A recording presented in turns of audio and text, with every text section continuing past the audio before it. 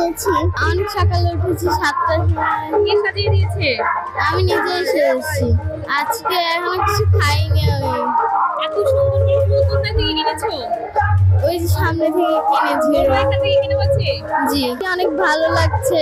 পান্তা ইলিশ বিক্রি হচ্ছে, গান হচ্ছে, মাথায় ফুল দিয়েছি। কেনাকাটা হয়েছে? এই যে ঢোল কিনেছি, তারপরে ফুল কিনেছি। এখানে এসে কিছু খেয়েছো? না, এখনো কিছু খাইনি। ইলিশ ভাত, পান্তা ইলিশ। জি, পান্তা ইলিশ খাবো এখানে। সেদিক থেকে তো একটু খারাপই লাগতেছে, কারণ উনি বছরের পর বছর করে ওনার একটা অভিজ্ঞতা ছিল। এখন সবাই একটা ওনার মানে কি বলে হারিয়ে গেছে। এই যে একটা খালি এই খালি জায়গাটাকে স্বাভাবিক একটু সবারই খারাপ লাগে। কিনে রাখা হয়, যেহেতু পয়লা বৈশাখে খেতে হবে। পয়লা বৈশাখে কেমন ছিল সাজুগুজুর দিক থেকে? আয়োজনের সব মিলে আপনার কাছে একই রকম লাগছে। কি করলাম বলতে আসলে আমরা এই সকালবেলা যে অনুষ্ঠান হয় সেই অনুষ্ঠানে অংশগ্রহণ করছি আর কি।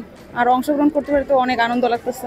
রেলি যেহেতু অনেক রোদ, ছোট বাচ্চা নিয়ে যাবো না, যাওয়া হবে না। এমনিতে ভালো এনজয় করেছে সকাল থেকে? জি জি, অবশ্যই ভালো এনজয় করছি।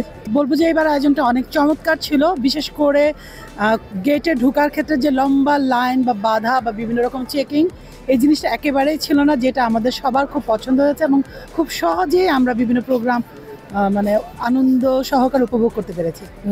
এটা প্রশংসনীয়, সত্যি প্রশংসনীয় এবং অনবদ্য অন্য বছরগুলোর তুলনায়। আমরা আসলে ওনাকে মিস করছি, কিন্তু এটা যেহেতু আমাদের আসলে জীবনেরই একটা অংশ, সো সেটা মেনে নিয়ে আমাদেরকে এগিয়ে যেতে হবে। ওনার যে আদর্শগুলো আছে সেগুলো আমাদের ধারণ করে আমরা সামনে এগিয়ে যাব।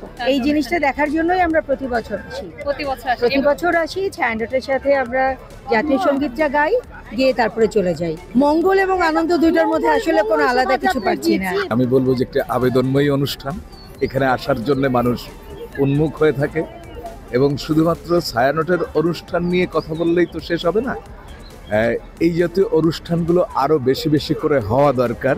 সারা দেশের মানুষের মধ্যে এই যে সাংস্কৃতিক যে আবহাওয়া, এই আবহাওয়াটা তৈরি করা দরকার। কারণ আমরা যদি একটা সমৃদ্ধ জাতি তৈরি করতে চাই, তাহলে শুধুমাত্র ইট কাঠ পাথরের উন্নয়ন দিয়ে তো হবে না, তার সাথে সাথে মানবিক ঋদ্ধি দরকার।